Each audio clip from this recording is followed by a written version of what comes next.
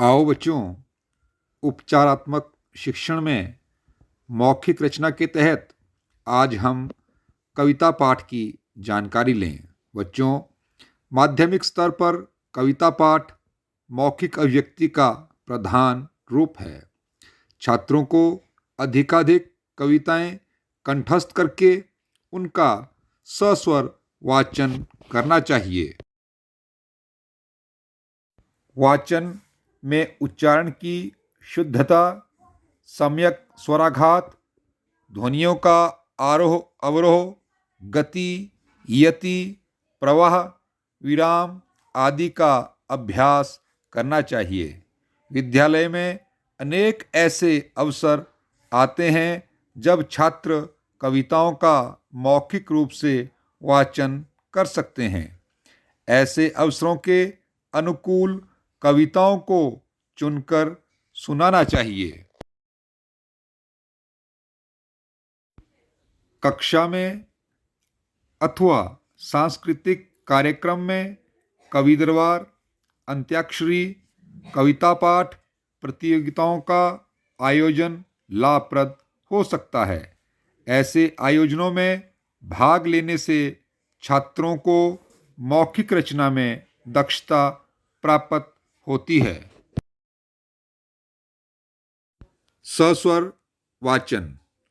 बच्चों, मौन वाचन और सस्वर वाचन पठन कौशल के दो रूप हैं, जिनमें प्रथम का संबंध द्रुत बोधन से है और दूसरे का संबंध मौखिक अभिव्यक्ति की कुशलता विकसित करने से है। लिखित गद्यांश के सस्वर वाचन से शुद्ध उच्चारण एवं मौखिक अभिव्यक्ति की कुशलता विकसित की जा सकती है।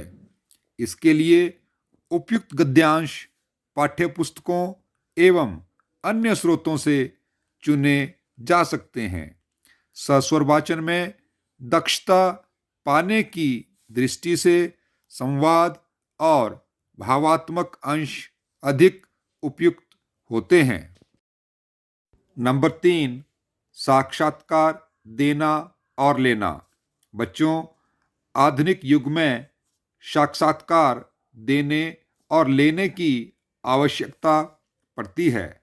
अतः छात्रों को साक्षात्कार के अर्थ और रूप की जानकारी देना आवश्यक है।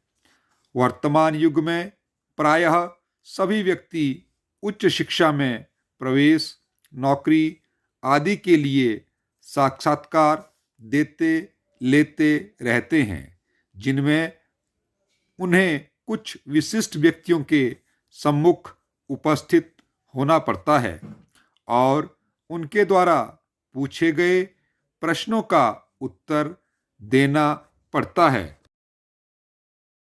औपचारिक वार्तालाप की इस प्रक्रिया का नाम ही साक्षात्कार है।